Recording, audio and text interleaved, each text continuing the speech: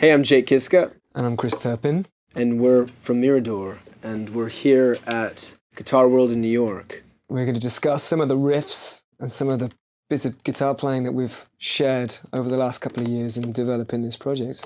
So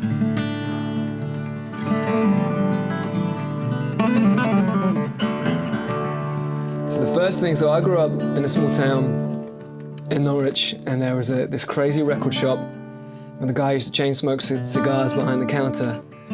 He'd have all these old folk records and blues records, and we'd go into the back corners and buy records off the sleeves. And one of the ones I got to pick was a Bert Jansch record.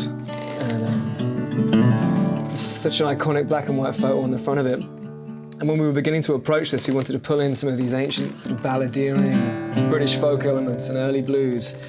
And one of the first things we kind of came together on is this idea of, Black Waterside, which is a very ancient song. But it's a beautiful piece of guitar work, and if you know Bert Jansch's work, he's an extraordinary player, and he makes things sound simple that are incredibly complex. I'm going to see if I can play it. It goes something like this.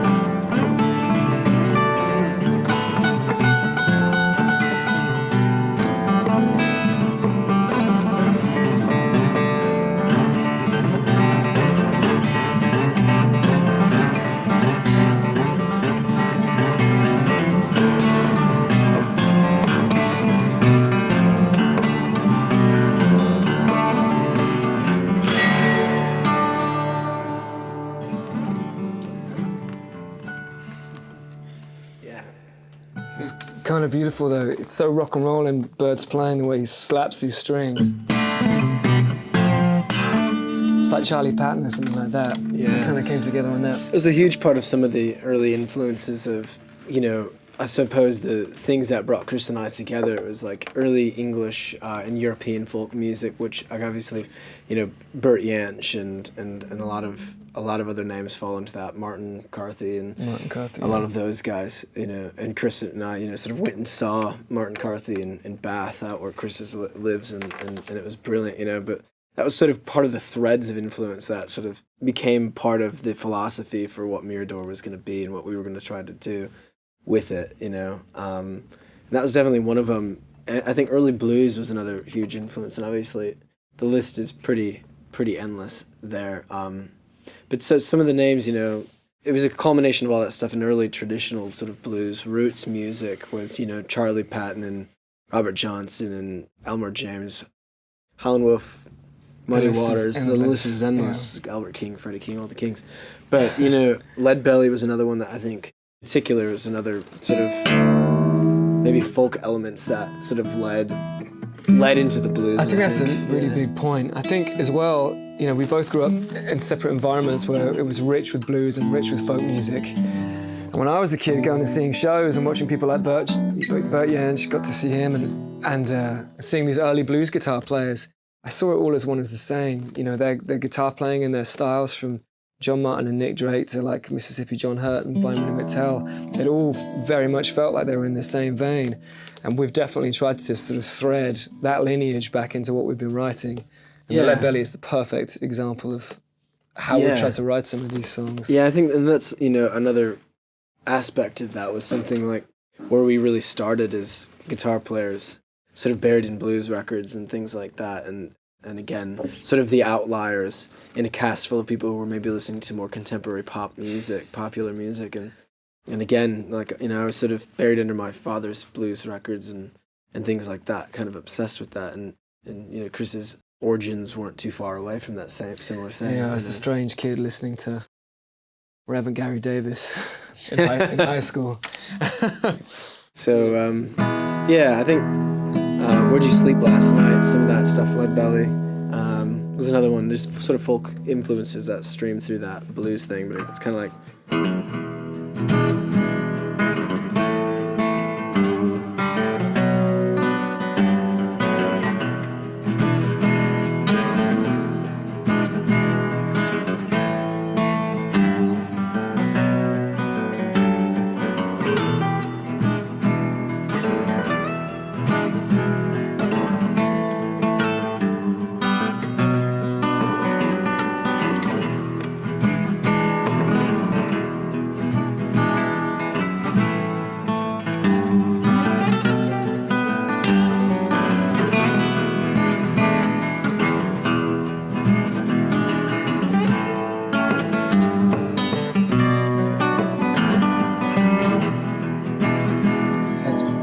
It's amazing.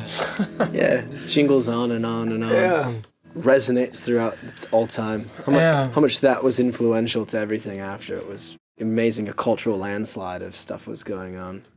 It was. It's such a beautiful, such an interesting time in American culture. All these different styles of music and genres from Europe and all over parts of the world just clashing together and colliding. And that's what we kind of became relatively obsessed with in the writing. So as much as we're talking about guitar today, all of this was focused around the songs being the vehicle for what we were trying to do, right? Yeah. And I think those are perfect examples of the song leading the guitar playing, to some extent. Yeah, definitely.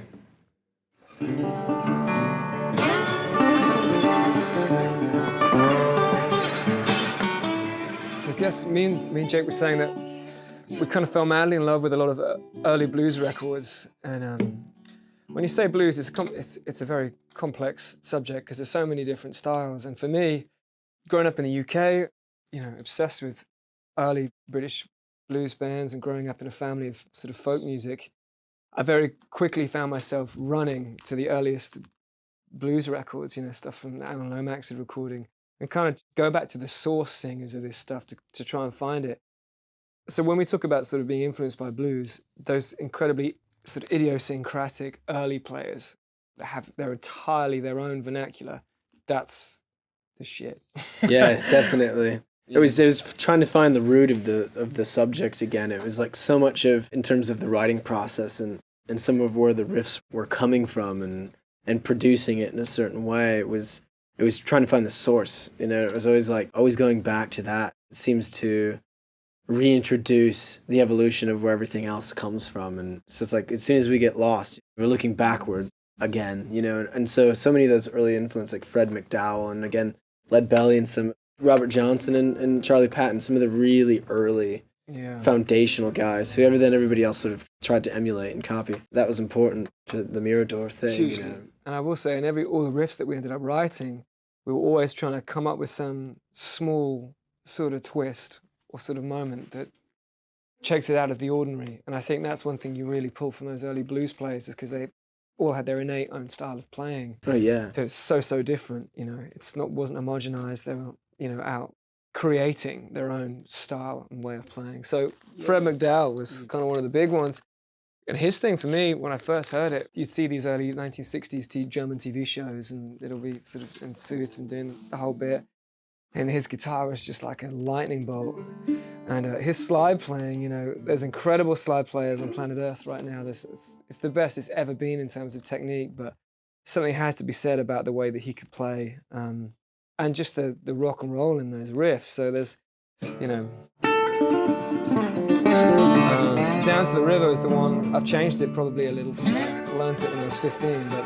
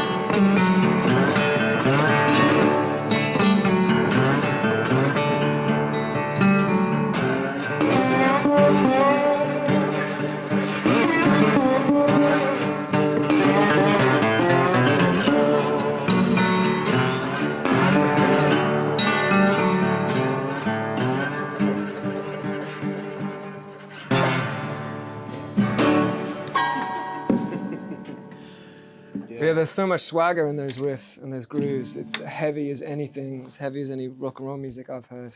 I kind of became obsessed with it.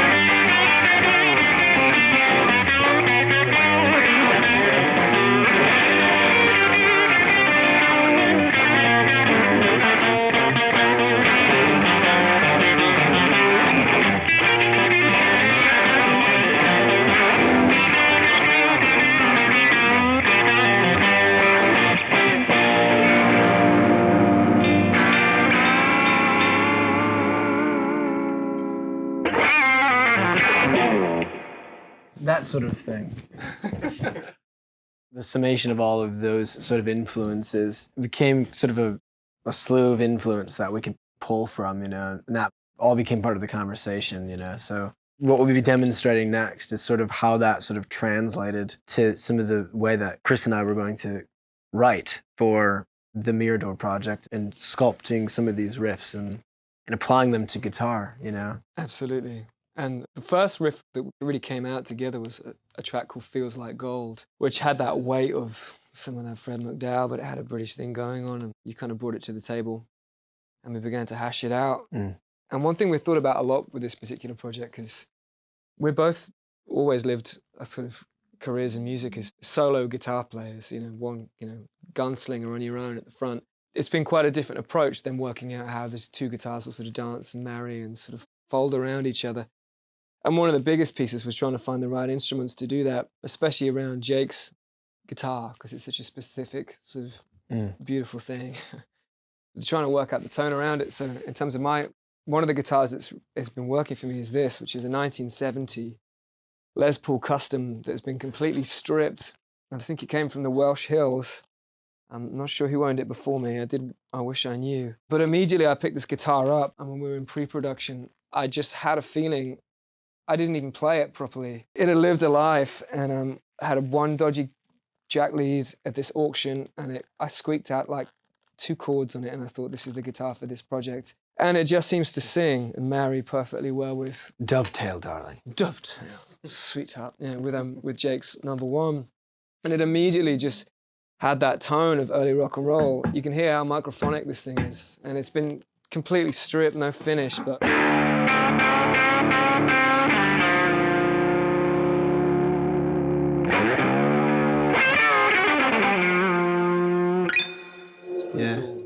Yeah, it worked. Again, it was like, there's some heavy elements to it, and I think, a lot of what we were going to be bringing to the table, some of the single coil type of things could play a role, but there was always seemingly accenting a humbucking pickup. Going between Greta Van Fleet and sort of into this project, it was like the transitional period of what was going to be carried across, what was going to transcend that gap, and then what was going to be altered based on the necessities of Mirador. I brought over a few guitars, but sort of the amplification and effects that are being used are entirely different. Everything I sort of do, it seems like this one guitar seems to follow me through that. It's my number 1 and the Beloved, which is a 1961 Les Paul, or SG. It was another one of those things, very sort of humbucking pickups, but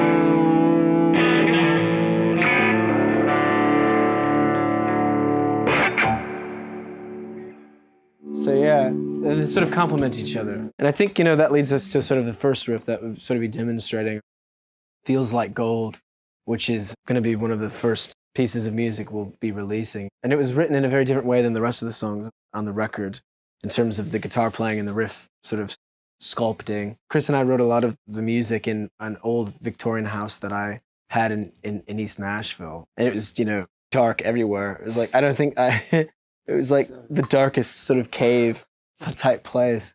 We could barely see our fingers. So what was being written was just sort of by ear, I suppose. And this is one of the first ones that we picked up the electric guitar at all to write the record, which is... Yeah, we should say a little more on that. One thing that is, I think, quite unique in this Mirador record is we wrote most of it in the best part of a week. We were writing 3 songs a day, and we wrote the whole thing on acoustic guitars, 2 small acoustics, hence why we're harkening back to that with these Martins that we'll introduce. But this is the first time we cranked up. We had 2 tweed champs, and we put them on 5, and I expect the neighborhood has heard their ears are still ringing from this riff. Yeah, split of lightning and thunder sort of hit the ground in East Nashville. So this is Feels Like Gold.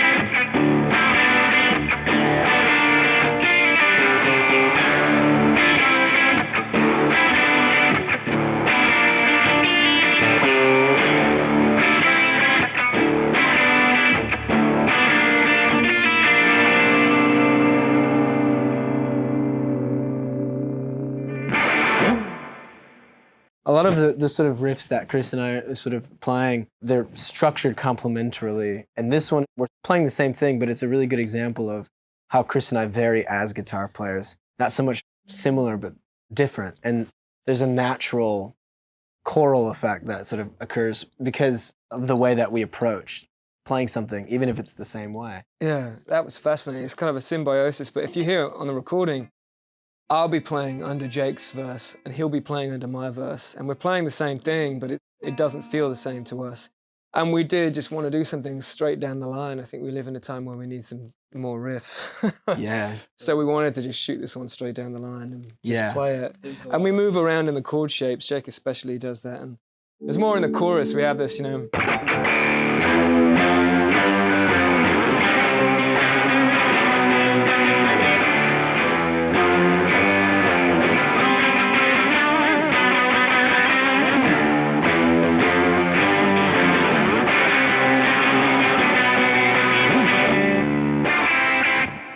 You get the idea. Yeah. So there's more accents and we move around and there's little bits of,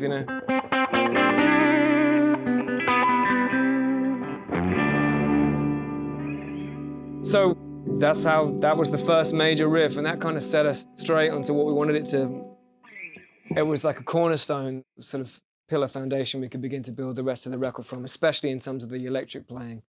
Yeah, there's a lot of nuance and sort of intricacy, I think, with a lot of what we had written up to that point. It was very much like grand gestures of sort of extreme sort of arrangement. And it was like, we need something that just sort of cuts straight through it. And I think we sort of really returned back to some of the more foundational Detroit scene of punk and blues. And that was sort of the modus operandi at that point, was to create something that could cut through and was very direct. And that's what we kind of came up with.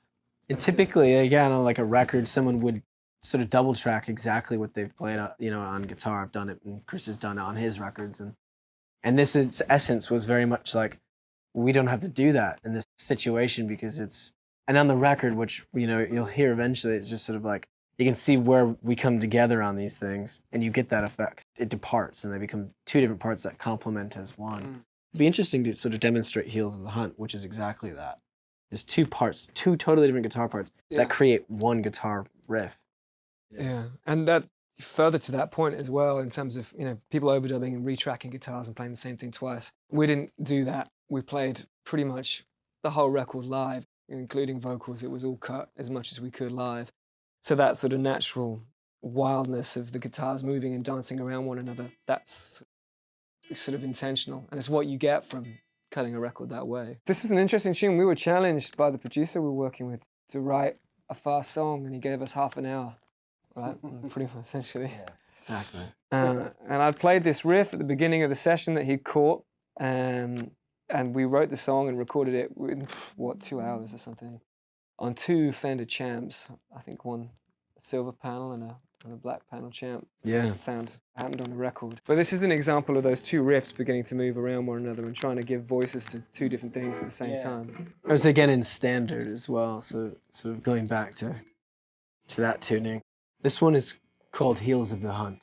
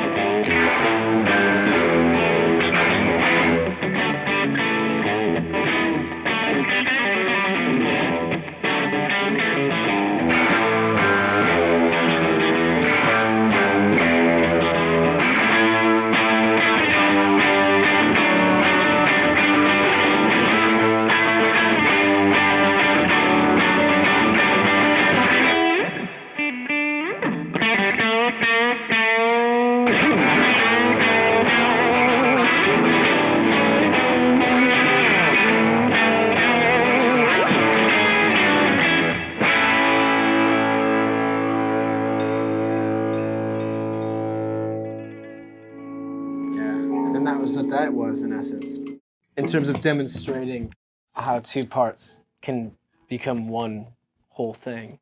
You know, the sum of all the parts becomes one riff, and that was really there was so much experimentation with, you know, well, what are we going to do with 2 guitars? That hasn't been done. That hasn't been done. Yeah, and I think sort of finding a way to go conceptually, how can we take 2 guitars and turn them into one singular thing, so that main riff is in essence requires 2 players. The brilliant thing about that is everybody has a friend who plays guitar, you know, so to be able to get together with a friend and basically play all of these Mirador songs is possible, because there's a counterpart. You need 2 guitars sometimes to achieve exactly what we're doing, and Heels of the Hunt, that's an example of that. One riff, 2 guitars, but one singular thing. Yeah, and trying to go back to some of those idiosyncrasies and trying to make things a little strange. I mean, the way Jake's playing that riff, the way he plays is entirely his own. But even in this flat riff that I'm playing, there's an interesting it's almost like a country chicken picking thing. I'm not entirely sure, but it's 2 fingers.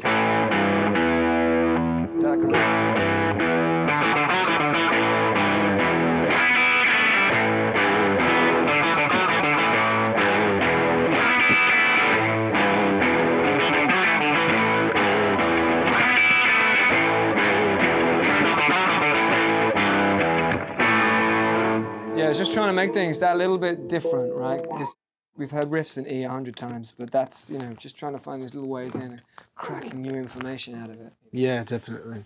I think some of the overtones of that, sort of what I'm playing, because the riff it was Chris's riff, and so it was like, how could I then complement that? And it came, I think, from a lot of some of the early Jeff Beck stuff. I'll demonstrate now. It may sound cool, but it's obviously missing a value of something, but that's where the other piece of guitar comes in. But it's like,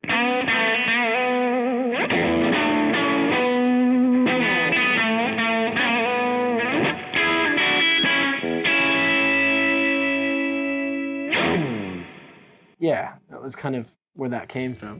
Blind Faith and Humble Pie and early Fleetwood Mac. Those are all kind of references as well, but it was sort of a surprise how few 2 guitar bands there really were to reference overall. Sat in the realm that we were trying to do it in. Yeah. Right, specifically, yeah.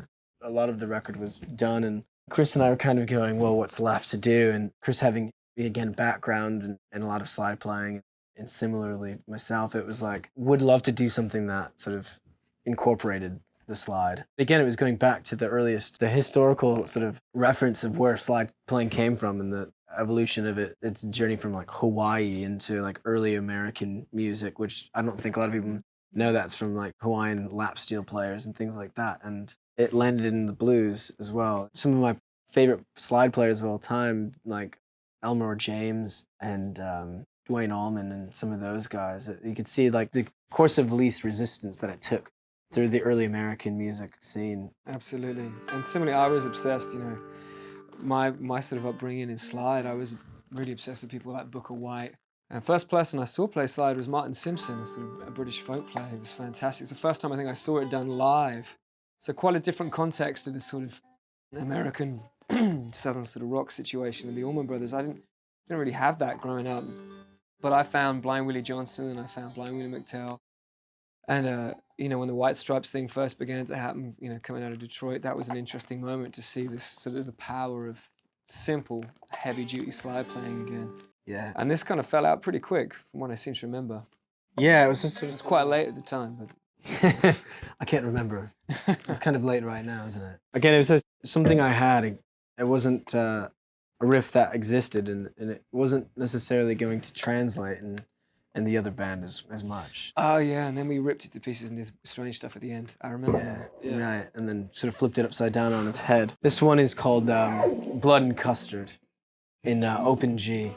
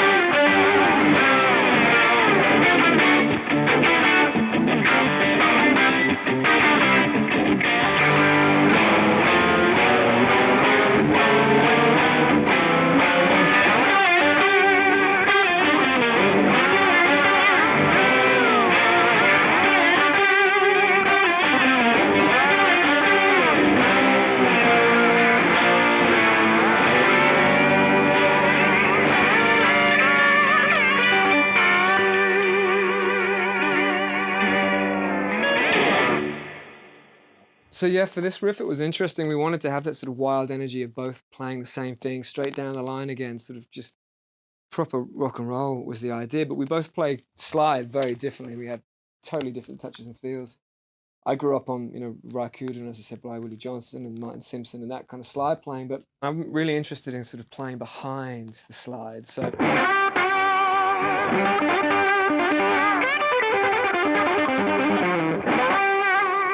Because Sonny Landry is kind of an early guy that did that, I think. I don't know him too well, but...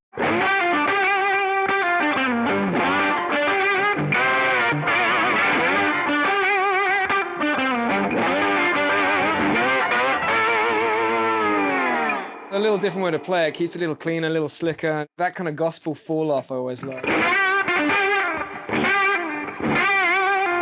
Kind of catch little extra notes. It's awesome. Yeah. Jake plays it totally differently, though. Yeah, it's, I guess I kind of just started playing with my ring finger. Again, it's probably because I was listening to like Elmore James and that sort of thing, and the sort of the delineation of influences, you know, between Chris and I is sort of like, I had some of these American sort of roots of like Allman Brothers, obviously, which would have been American South and Georgia and that sort of thing. So I was kind of listening to some of those players. My father, I had a lot of those records, so that's kind of probably why I probably play more with, you know, an old pipe on a ring finger. This is actually, it's funny, we pulled this out of a case. I haven't seen this thing in a long time. It's like, but this is like, I guess I made this with my dad, old like plumbing, you know, gear or something from like a hardware store. Yeah.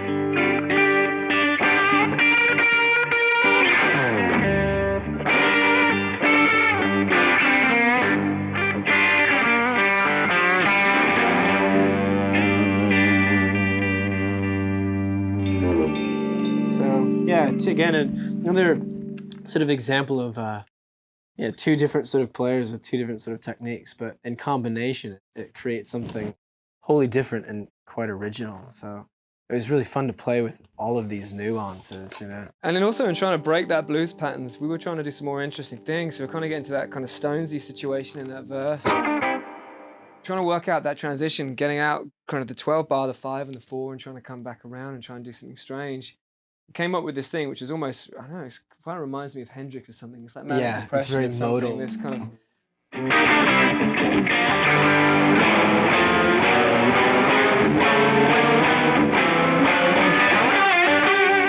Playing with my ring finger allows me to sort of play in front of it, and I can sort of demonstrate a bit of what that is doing.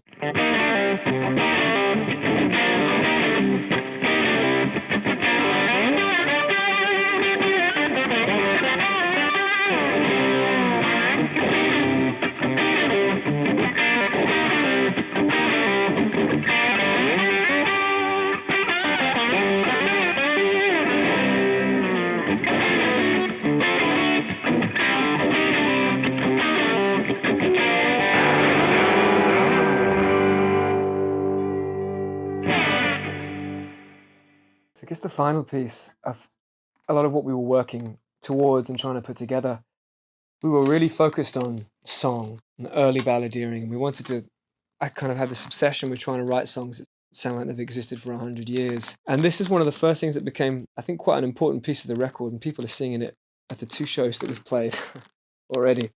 And we kind of wanted to have a song that people could take home with them, they could keep, they could play, and then anyone could pick it up. So it's kind of, I wanted to do something that was kind of based on cowboy chords, not wildly complicated. And we found these old lyrics from an ancient ballad called Must I Go Bounds. And again, it was from seeing Martin Carthy. A lot of the folk community is very purist about how they treat and sort of deal with that music. And he was quite adamant that you shouldn't be. So I took his lead and stole, from 3,000 years ago or something, some of these lines, and we began to reconstitute them into this song. And Jake had this beautiful piece of music that he sort of brought to the table and then snatched away again. Right? Yeah, that's right. Yeah, I had a piece of music together and it was snatched away by another band, you know. Don't know the name of the band. Yeah, some other guys. And so it was, and Chris was obsessed with what was going on musically, and I think adapted that and we changed it, you know. And it was a bit more of an intimate show of longing and sort of, dreaming and sort of looking across at Europe and, Chris looking across at America. And I think, there's a lot of different sort of aspects of the song that became sort of, I guess, philosophically important for us in a way, and thematically, if you will, important. There's a lot about fate and destiny, hope and dreams, and we sort of like found a way through it. The amount of iterations it sort of went through, which is interesting because a lot of the material that Mirador we've created has lived so many different lives, even though the project now is like, it's been maybe 2.5, 3 years of this, and so many people will see it for the first time as if it was the only version of the song. And so a lot of stuff changed along the way and across the journey. This is Must I Go Bound, and it's in standard tuning.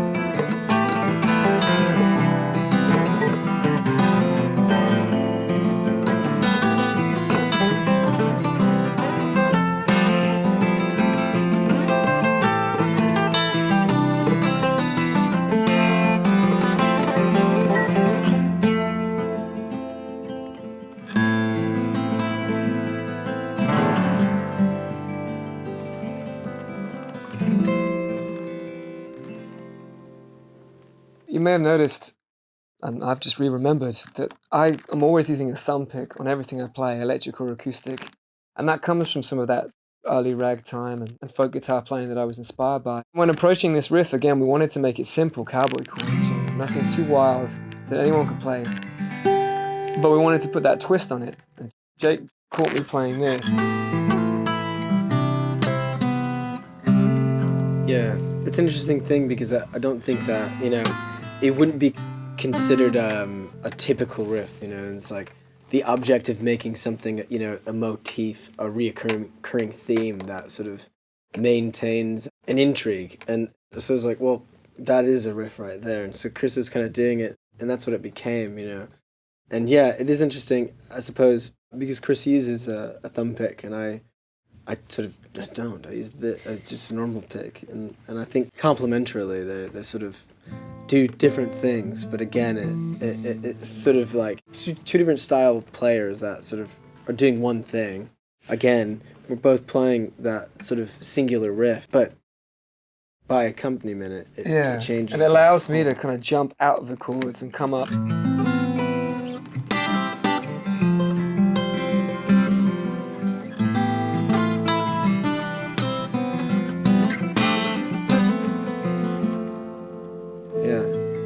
Strangely, these cowboy chords became one of our favourite tracks on the record. Yeah. And again, it was writing this record on. Jake had a little L00, and I cut the whole thing on a 1920s parlor guitar that I was touring with at the time. So the whole record is sort of imbued, sort of the sense of these two guitars that were singing the whole way through, and that's how the whole record was written, pretty much, right? Except for what we've quoted on, and we've tried to carry that onwards with these acoustics on the road. Yeah, these ones are similar to what we've been doing, It's like the greater part of the record was written with just old 20s and 1800s parlor guitars, because that became it still is a bit of a fascination of mine and also Chris's in some ways. So the early Stellas and those things, which are disseminate from a lot of early American blues guitar players. Yeah, that was sort of in culmination how it was written. And again, listening to the record it's quite heavy. You wouldn't necessarily suspect that it was written on acoustic, but majority of it was. This was an aim at getting closer to sort of achieving the overall sort of philosophy that began the way that we began writing and we began sort of curating material, was to have two sort of parlor guitars sort of forged in fire at the Martin factory in Nazareth, and this is what we came up with, Mm-hmm. It's been brilliant then, being able to sort of get into some of these riffs and some of this guitar playing. The record should be out soon, Mirador, self-titled. I should be able to get it everywhere, physically, digitally, all of those things in our contemporary chaotic world. So let's do that and go take a listen to it, and get with a friend and play along.